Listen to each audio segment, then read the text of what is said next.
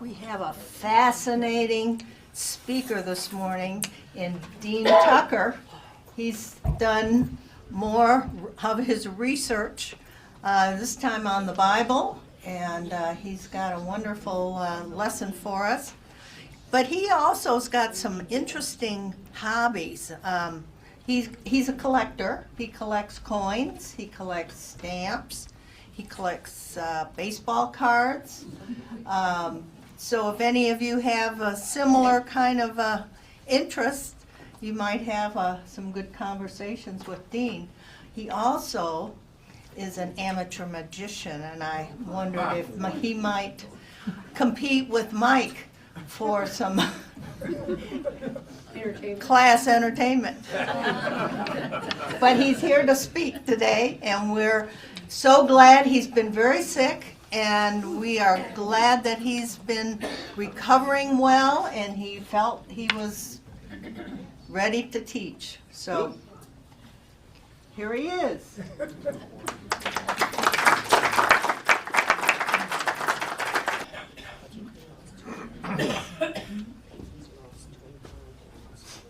Well, it's always good to come back to this class. You're one of my favorites because you keep me on my toes. You know, in the middle of my talk, somebody will say something. I like that. I really do. But on more of a personal note, yeah, I've had some health problems. And I just want to thank everybody in here for your thoughts and prayers. I really appreciate it.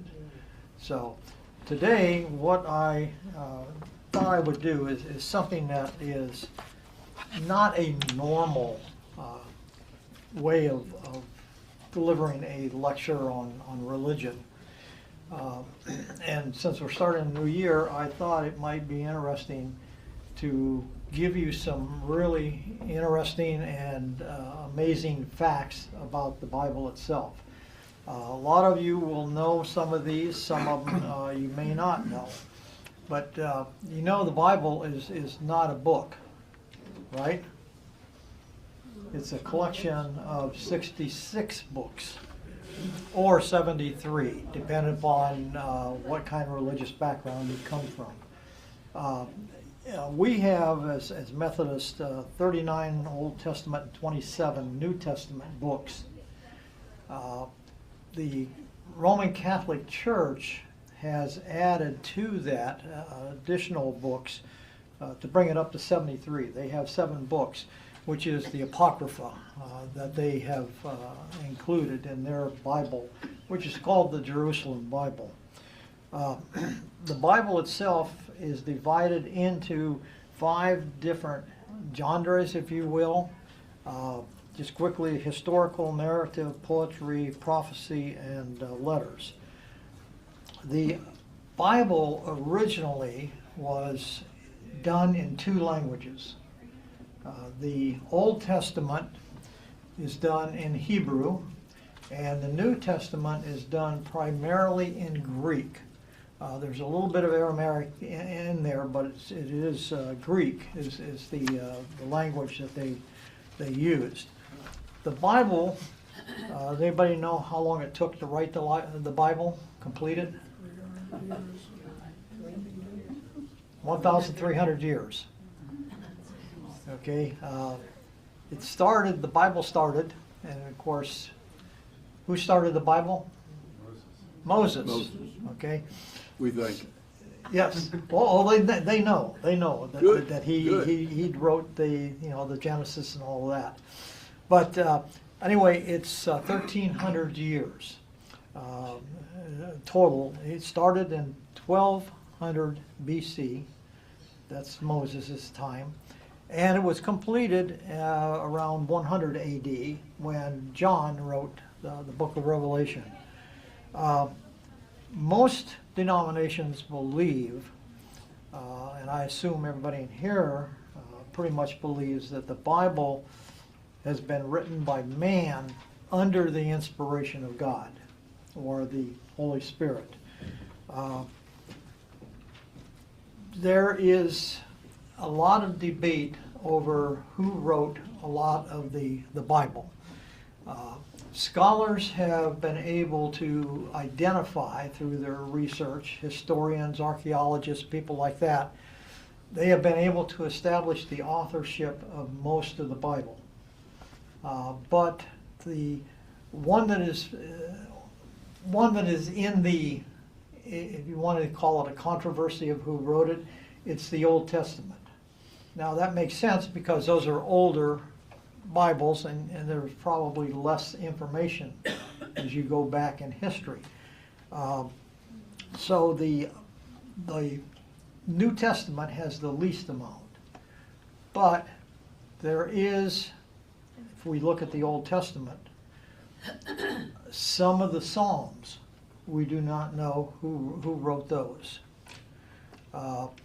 If we look at the New Testament, the problem there is primarily with Hebrews.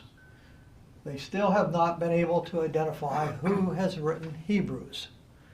So that sort of gives you a kind of a background of what is happening. And now I'd like to talk a little bit about the authors that we do know. The authors of the Bible were not people like Steele and King, people like that are professional writers. In fact, they come from all different backgrounds. And here's the backgrounds that the scholars have been able to identify. The authors of the Bible were shepherds, kings, farmers, priests, tax collectors, poets, scribes, prophets, philosophers, fishermen, physicians, and tent makers. That's quite a list of occupations, but it has nothing to do with literature, does it? Or writing. And in fact, some of the authors actually were traitors, embezzlers, adulterers, murderers, and auditors. So anyway, that's who has written the Bible. The Bible itself was written on 3 different continents and then put together. It was Asian, African, and European were the continents that was used.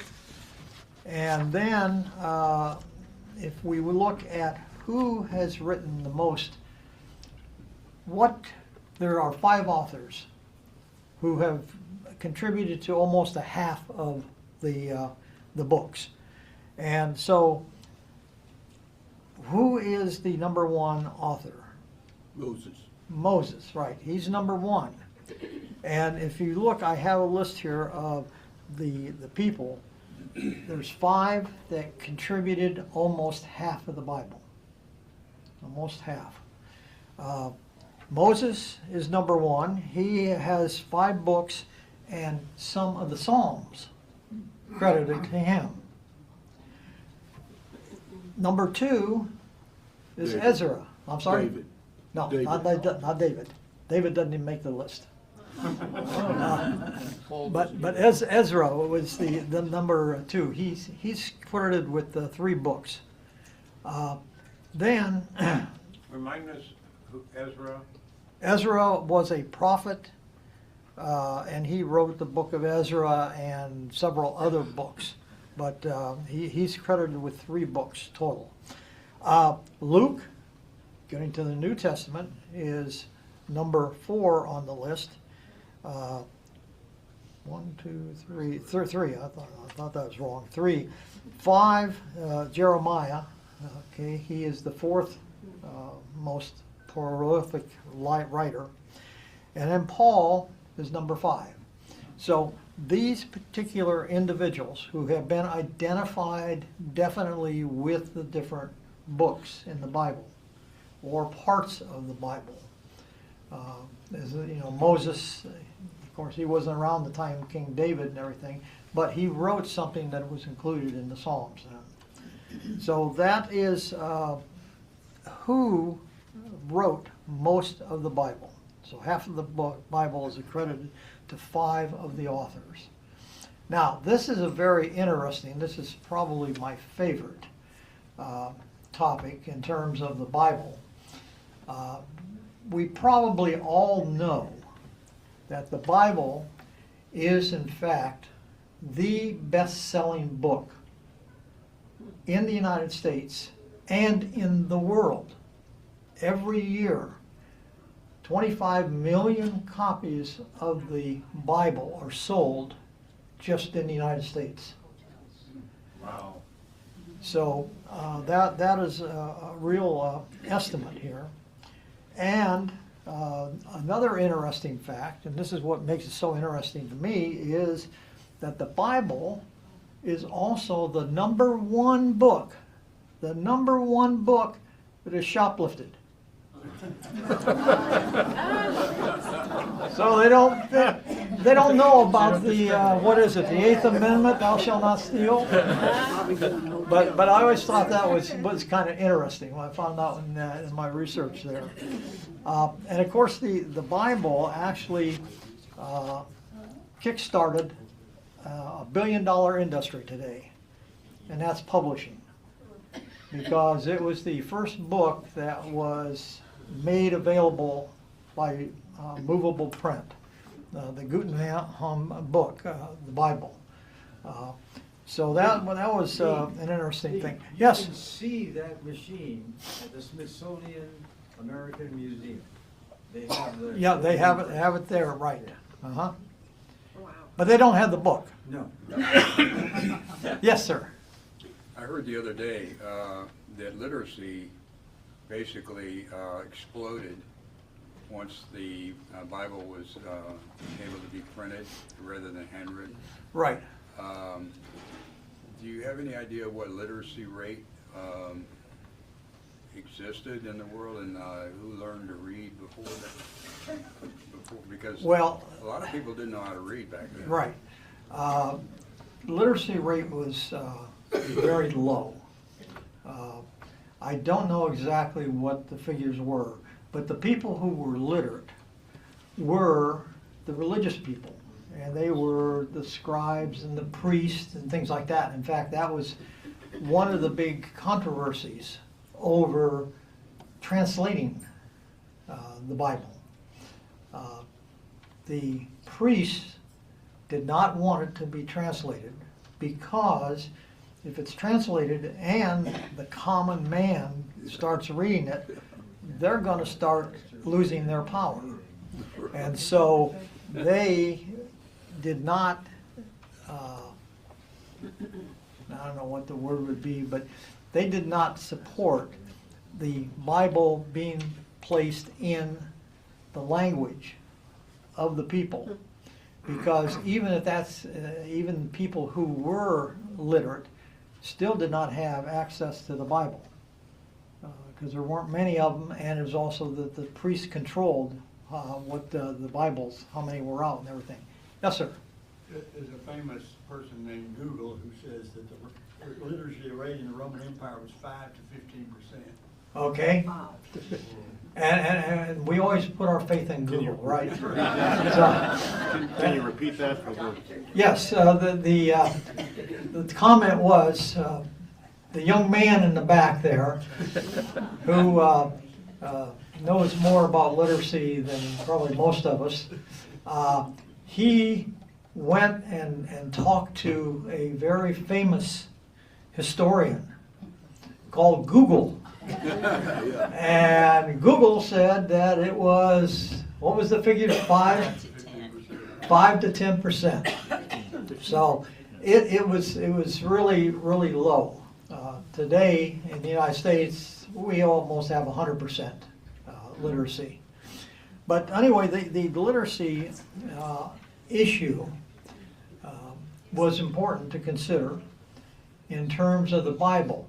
Now, when the Bible was translated, when eventually it could be translated, because originally the Old Testament Hebrew and the New Testament Greek had to be translated, because most people didn't speak Hebrew and did not speak Greek. So they translated it into what language? Latin. But Now, why would they translate it into Latin? Because that was the language of the priests. yeah. Common man did not know Latin. Latin is a language that I took.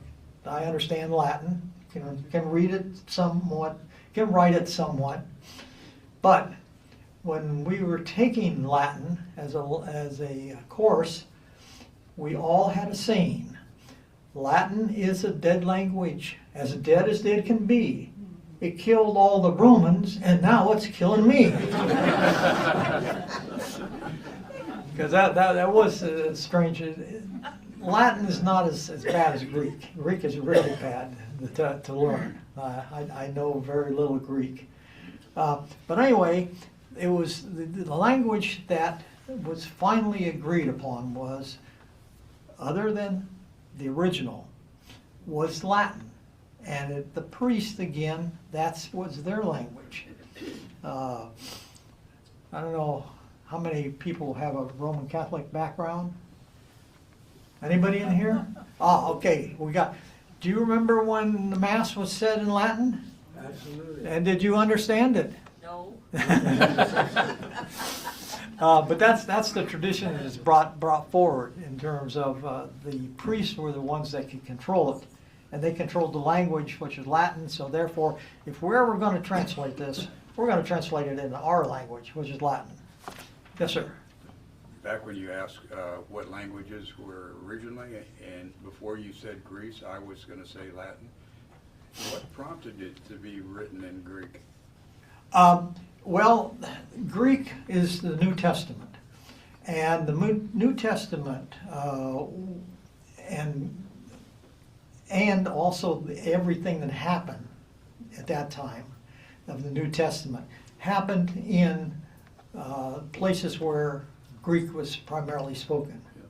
And so when John was writing, he was writing in Greek because that was the language, and also the written part was always Greek.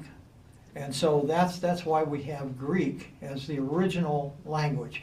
If you could go back to Alexandria, Egypt, where they had the great library, everything was translated primarily into Greek.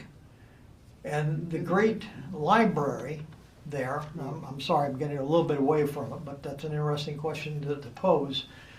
In Alexandria, every time a ship would come into the port, the authorities would confiscate every single book that came in. And then what they would do is they had scribes who could translate it into that language.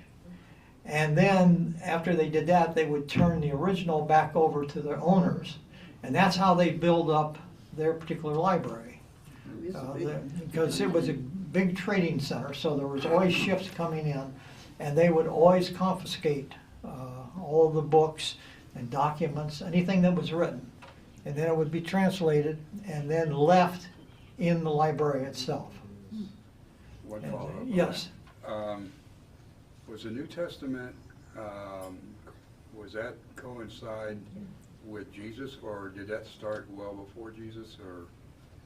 No, the New Testament is the start of Christ being born. In other words, the Messiah was here. So literally it starts at 1 AD. There is no 0 AD, by the way. I'm surprised that it wasn't written in Hebrew then. Well, actually, the reason was because all of the ministry of Jesus, a lot of the what the apostles did, they did it in pretty much modern day Israel, what we call modern day Israel. But again, it's written on 3 continents. So as an example, the European continent, that was Paul that went to places like England or Spain. And then there was also Africa, which was the other country. Israel being Asian. That's the Asian continent. And so that's why, because most of the action, if you will, takes place at places, physical places that was primarily Greek. And that's where we see the Greek language. Yes, sir. Oh, wait, Mr. Google. Before Latin took over, Greek was the international language. Almost all of Italy, even parts of Italy we can think of as Roman, were actually settled by the Greeks. So Greek was international. It was the English of that day. Right. It's It's just all the traders and everybody, even in North Africa and in Turkey and all that place, that was all Greek. Yeah, very good observation. Latin took over gradually, but originally from 400 BC or something like that till Roman times, it was Greek. Yes. And the Jews were so concerned about this that the young people weren't learning it, that they translated the Old Testament into something called the Septuagint, which is a Greek manuscript of the Old Testament. Yeah, the Septuagint means 70. And well, I'll give you a background on that, but you're right. Do I need to repeat what he's, all right, what he pointed out was that Greek, he asked about the language. The Greek is considered at that time the universal language. Just like today, English is considered the universal language of commerce and things of that nature. So that's a very, very good point, is the fact that it was a common language throughout the time there. Now the Septuagint, that originated also in Alexandria, because Alexandria had a lot of the Bible, if you will, called the Bible, the Old Testament. And the Old Testament was written in Hebrew. And very few people understood Hebrew, particularly the Egyptians. And so the king, when he had the Bible, the Old Testament, he went to Jerusalem and he got 70 of the priests who knew Hebrew. He brought them over to Alexandria, put them up in swanky hotels. They had their own suites and everything. Actually, they did. They had their own particular location where they could sleep and everything. The only thing that was forbidden for these people was they could not talk to each other. And what they would do, they would bring them a transcript. And they would say, okay, translate this into Greek for us from Hebrew. And they did that for the entire Bible, so that each of the priests got one shot at the translation. When all that was over, guess how many mistakes they found? 0. Every single priest translated the Hebrew into correct Greek. And so that's how the Septuagint came about. It was the first translation of Hebrew into Greek at that time. And the Romans mostly spoke Question. what? Latin, yeah. Quidus nomentum? Quidus nomentum? No speaking.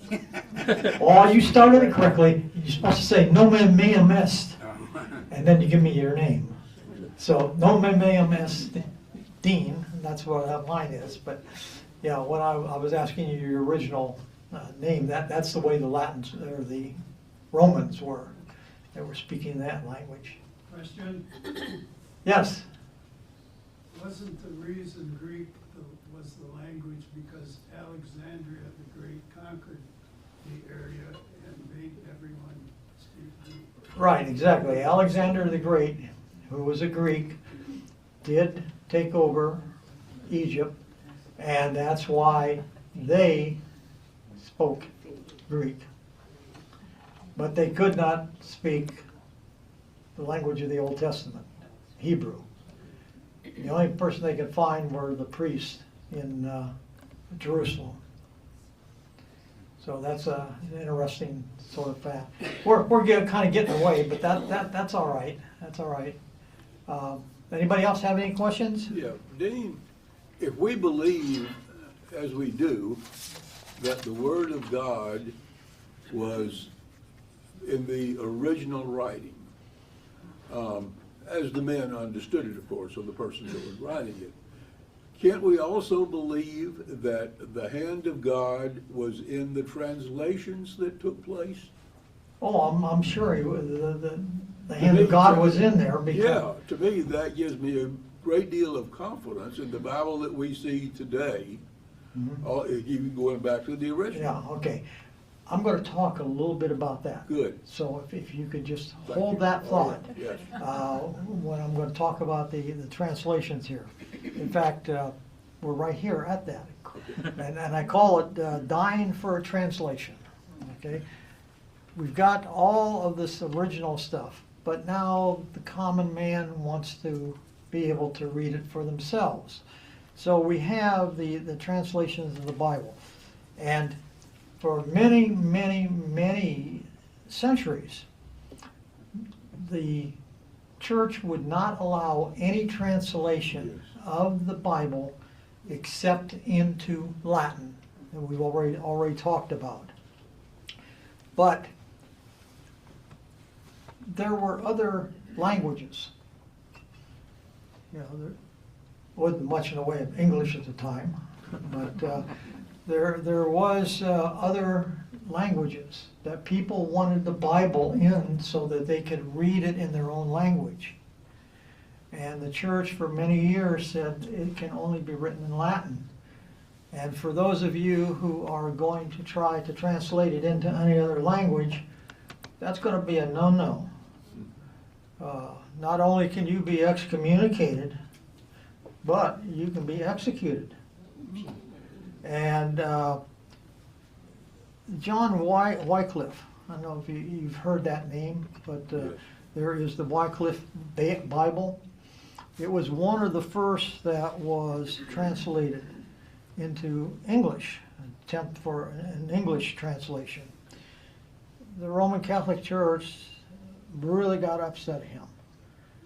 But before they could excommunicate him or execute him, he died on them. Well, the author is dead. We're going to ban the books, and we're going to burn them. Burn all the books. And of course, that just created an environment in which other people wanted to translate it. And this is where we're trying to translate things primarily into English. He died in 1834, or 1384, and for 43 years, his corpse was in the grave. But the Roman Catholic Church, sorry for not picking on the Roman Catholics, okay? The Pope, let's put it that way, the Pope had him dug up, they burnt the body, and then threw the body into a river. You know, we're going to erase all what's, existence of this guy.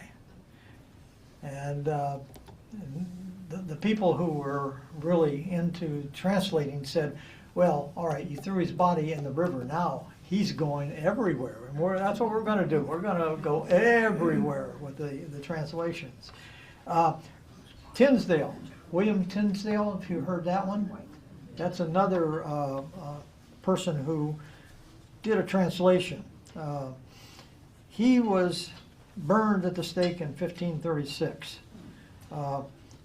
The first authorized, now, okay, the church is going to authorize this, the first authorized English edition was in 1539. And it was called the Great Bible. Okay, so that was really the first time that people had a chance to read the Bible in English. Of course, there still was a lot of illiteracy, and so not everybody could do that. Today, there are 58 different English versions, English language versions of the Bible. Okay, we have that today. And there is even a Reader's Digest version of the Bible. Really? Yeah, if you want to, everybody remembers the Reader's Digest? There are, the Geneva Bible was the first Bible where they started adding verses to the Bible. Oh, yeah. You know, when we pick up a book, it's usually just the words, right? We pick up the Bible, there's chapter and verse and all that. Well, that was the first time was the Geneva Bible that did that. And then another one, everybody probably familiar with this, is the King James Version. It was translated by 55 scholars, well actually 54 scholars, and one person that was not considered a scholar in the Bible. And who was that? The king. You have read this person. His first name is William Shakespeare. They believe that Shakespeare actually helped write, even though it was only a minor role, the King James Bible. So that's another fact that most people don't know. Today, the Bible is translated into 532 languages. Okay, complete language, the complete Bible. But 2,883 partial language, and that's primarily the New Testament. And so we've got all of these languages, you know, because there's tens of thousands of languages in the world today. And the Bible is not only the best-selling book in the world, it's estimated that there's been total 5 billion translations or 5 billion Bibles that have been translated. And it is a book that has inspired more songs than any other inspiration. So you can credit the Bible with many of the songs that we have today. How do we translate the Bible? There are 3 ways in which the Bible is translated from whatever language it is into another language. Primarily, we're talking about the Bible being translated into English. There are 3 ways. One is called word for word. So what you would do if you were translating the Bible, you would go back to another source, generally the Hebrew or the Greek, and whatever the Greek word was, what is the closest word in this language that you're translating to? That's what you would use. Okay, that's word for word. Another way is what we call thought for thought. That is, we would read a sentence or a paragraph or whatever, and what is it saying? And then we would translate it into that particular language. That's called a thought for thought. And then the other is a paraphrase. We take a writing and we paraphrase what it is saying. In terms of that, let's see, do I have that?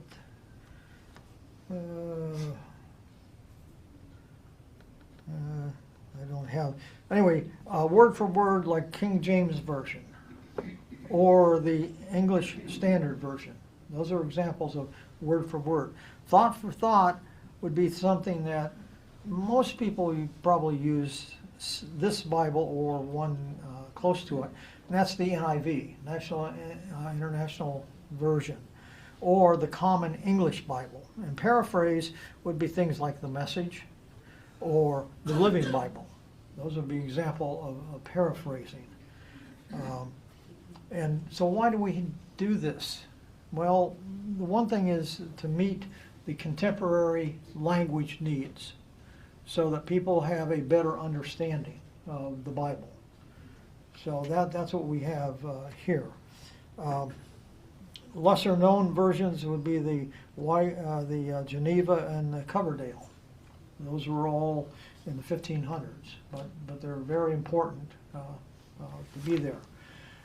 Now I have another section that I call Riches Galore. And Riches Galore is how much does the Bible sell for? And by the way, somebody keep looking and tell me that You're good. I'm out of time or not talking about it, the right things. Okay, what's the highest price that has ever been paid for a Bible? What would you say? 20 million. 20 million. Do I hear 25, 25? Actually, it's $38.1 million. So, now, this was not a translation. This was the original Ooh. written, okay? Wow. And this is called the Codex Sassoon. Who bought it? Where is it now? That's two questions that I don't know the answer to. I don't know who bought it. I don't know where it is or anything right now. The original buyers were individuals. So somebody had $38.1 million to cough up for this particular Bible. And the reason was because it was written by a scribe. So it wasn't printed. Okay? And this is the oldest known Bible. And it Written was in what written language? Bible. It was in what language? Yeah, that one that's It would have been written in the Greek. the Greek. Yeah. All right. The next one is the printed. Okay. And that was the first printed, and what was it printed on? The Guggenheim Press, right? That sold for a measly $5.39 million. But you can see that what we have here is that the Bible itself is very expensive in some cases. All right, another thing is I call the size and shape of things. People have done strange things with the Bible. As an example, the smallest known Bible is 5 millimeters by 5 millimeters. And it was inscribed on an aluminum little thing. Well, what does that mean? If I look at, between your two knuckles here, that's about an inch. All right, within that inch, that's 25 millimeters. So this is a 5 by 5 millimeters. And they have it's called the Nano Bible. And it is primarily just the Old Testament. They didn't have room for the New Testament. So, but anyway, it's a 5 by 5 millimeters. And if you ever wanted to read it, you would have to have an electron microscope. So, why somebody did that, I have no idea. But that's the smallest one. The largest Bible is the Waynot Bible, and it was put together by a self-ordained minister. Took him 2 years to do it. And what he did is he printed it was a King James version, by the way. He printed it, and when it was all done, it stood, when you closed it, it stood 43.5 inches tall. So that would have been about that, something like that, okay? There's, you can't see it, it's over here. It's very tall. And when you opened the Bible, it would have been 98 inches wide. How much did it weigh? 200 pounds. 200 pounds, okay. 500. A lot. How much is a lot? 1,000 pounds. Very good, 1,000 pounds. Can you imagine, now this is a self-ordained minister. He'd have to have a reinforced pulpit, put the Bible on, all right? So that's sort of strange things about the Bible. Dean, Yes, sorry for the interruption, but, you know, bringing it to modern day, yes. what percentage of smartphones have a Bible app on them? Do we know? I would say that close to 100%. Maybe Dr. Repeat it. Booth would find Yeah. out. Repeat it. please. Oh, I'm sorry, yeah, somebody asked about the Bible being an app on a phone. And I would venture to say, since it's available, most people probably have that, because it doesn't cost anything for the app. So I would say it would approach 100% probably. How about in the Have class? the How many have it capability, on their phones? yeah. How many read it?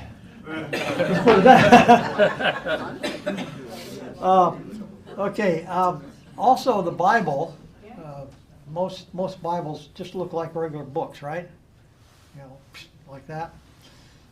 You can buy a Bible that is shaped like a fish. Okay? You know, because the fish was the way Christians identified themselves during the Roman times. You can get it in the shape of a cross. You can get it in the shape of a heart. So there's all kinds of different shapes. So if you want to start a conversation about the Bible, carry one around that's shaped like something else. Okay? And don't want to leave the ladies out in here. In terms of the Bible, how many men or women talked in the Bible? Talk. Yeah. Quoted. How many spoke? Quoted, yeah. Well, there's 93, of which only 49 is ever given a name. Now, what percentage of the Bible then is devoted to women? 1.1%. So you can see it's a male-dominated at that time. So that's sort of an interesting thing that women are talked about and they're identified, but they only represent 1% of the Bible itself, 1.1%. Man, things have changed. They have. What Bible do you look at? There's also the most bossy book in the Bible. Okay, what do you think the most bossy book in the Bible is? Leviticus. Leviticus. That's what I guess. Anybody else? What book was the Ten Commandments? It's actually James. Now the way they figured this out is commands that were in the Bible as a percent of the total words in the Bible in that particular book. Okay. And James becomes the most bossy of all the books in the Bible. Now, mischievous facts, or miscellaneous facts, I should say. Yeah, there'd be better. There are 21 dreams recorded in the Bible. The word Trinity does not appear in the Bible. That's something that man has made up. There are at least 185 songs in the Bible. And of course, no original document exists today. We have no original document.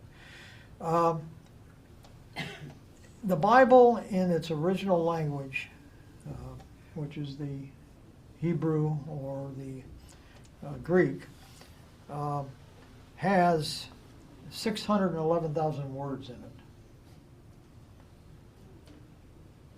The Bible, of course, informs 3 different religions. What are those religions? What are they? Jewish. All right, Judaism, well, I'm sorry? Judaism, Christianity, and Islam, yeah. You know, the Bible does that, does all that. And now, I think it's close to the end. And so, this is what I'm going to close with. And now the end. Yes, sir. To answer some questions that came up on that sale, Uh-huh. 38 million, that was in 2023 by Sotheby's in New York. Okay. It was bought by the ambassador to Romania, Alfred H. Moses, in behalf of the American Friends of ANU at the ANU location museum of the Jewish people in Tel Aviv, Israel. Okay. And it's the Old Testament. Yes, the Old The New Testament. Testament. Right. 24 books, missing the 12 books of leaves.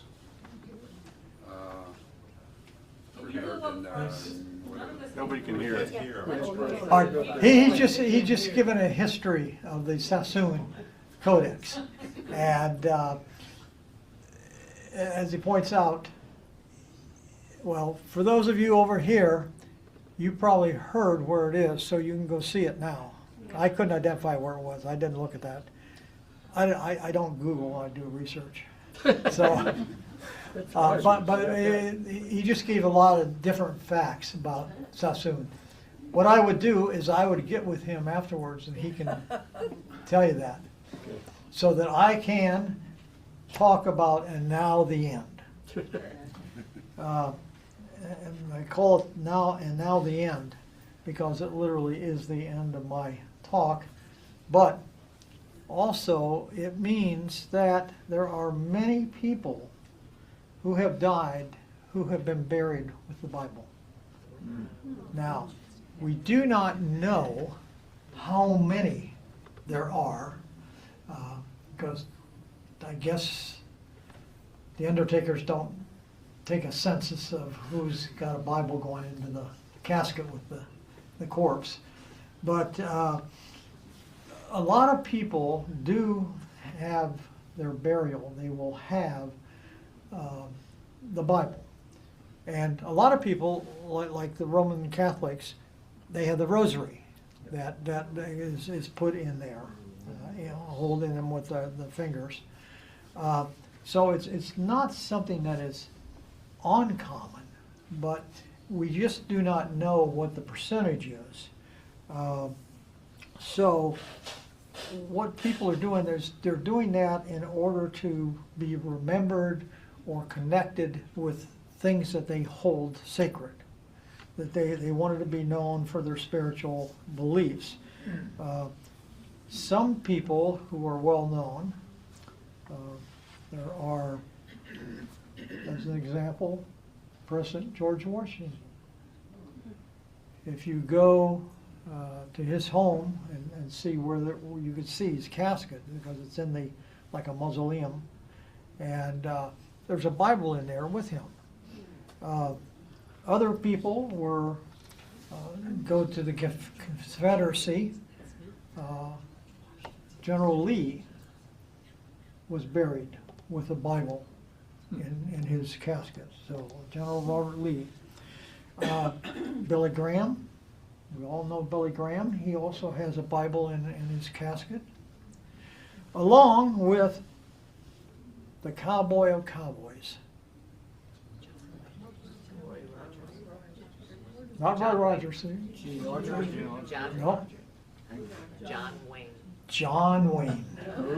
Okay, John Wayne, he has a Bible there. Other presidents, William McKinley and also Franklin Delano Roosevelt are buried with a Bible in their casket. And also a favorite singer of a lot of people, Elvis Presley. Yeah, he is buried with his wife.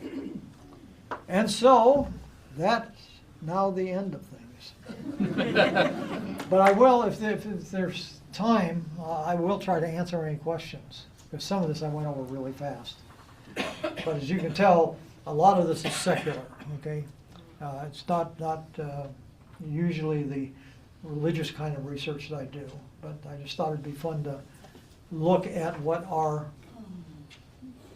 whatever you want to call it, guidebook, what really is some interesting things about it without being religious. So,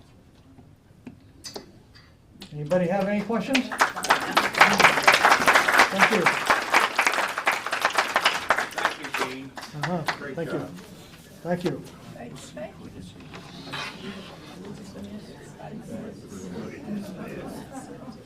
Did it work?